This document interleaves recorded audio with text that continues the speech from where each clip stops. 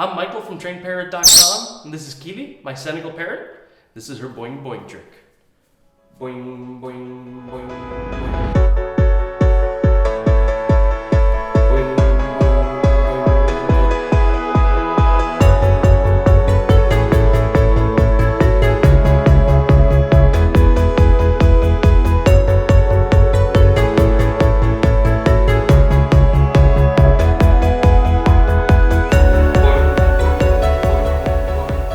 This trick is a demonstration of tameness and trust.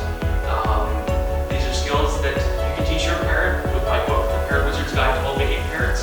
You can learn how to touch your parrot, pet your parrot, grab your parrot, turn it on its back. All essential prerequisites for being able to teach this trick.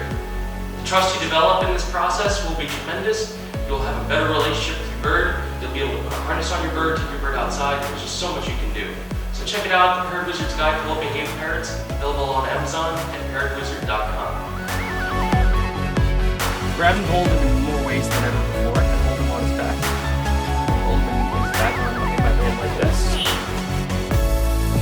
Grab by the neck, hold him by the neck, touch his belly, touch his tail.